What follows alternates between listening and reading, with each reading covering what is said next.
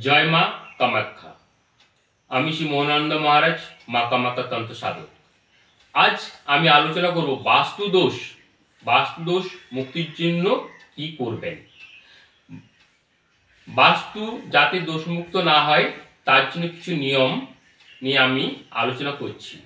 এই নিয়মে যদি আপনি বাস্তু তৈরি করতে পারেন, অবশ্যই আপনার বাস্তু সব দিন শুভ বা ভালো থাকবে। প্রথমে বলি, বাড়ির ঈশান কোণে ঠাকুর ঘর বানান। ঠাকুর ঘরটি কোন দিকে বানাবেন? বাড়ির ঈশান কোণে।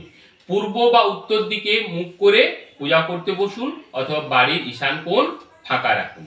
ঈশান কোণে বা পূর্ব দিকে পড়াশোনার ঘর তৈরি করুন। পূর্ব বা উত্তর দিকে মুখ করে পড়তে বসুন। ঘরের রং হালকা হলে শুভ।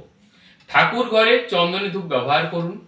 প্রত্যেক দিন সন্ধেবেলায় ধুনোর সাথে গুগলু মিশিয়ে ধুয়ো দিন। ঠাকুর ঘরের রং হালকা বা সাদা রং করুন।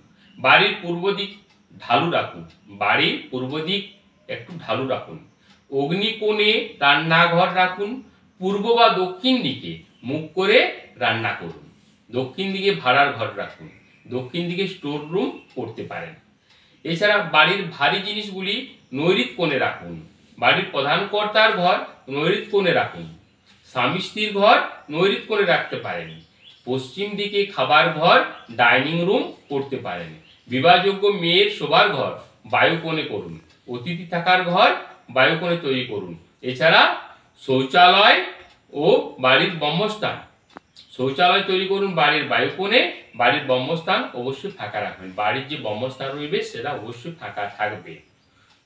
তবে আপনাদেরকে জানিয়ে রাখি, এগুলি হলো যে কোনো মুখী বাস্তুর জন্য। আপনার বাস্তুর কোন মুখী, বাস্তুর মুখ অনুযায়ী বাড়ির প্ল্যান দিয়ে কোনো জ্ঞানী জ্যোতিষ বাস্তু গবেষকদের সাথে আলোচনা করে বাড়িটি তৈরি করুন। মনে রাখবেন, বাস্তু যদি ভালো হয় তাহলে বাড়ির সকলে সুখী জীবনযাপন করতে পারবেন।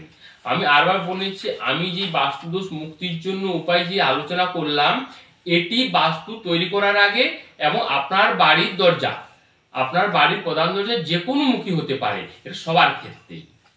কিন্তু যদি আপনি নির্দিষ্ট দিকে বাড়ির দরজা করতে চান, তাহলে তো বললাম কোনো জ্যোতিষ বা বাস্তু গবেষক কিংবা কোনো তান্ত্রিককে একটু তাদের জানিয়ে বা তাদের বুদ্ধিমতো করুন, অবশ্যই আপনার ভালো হবে। এখানে শেষ করছি। ভালো থাকুন। নমস্কার।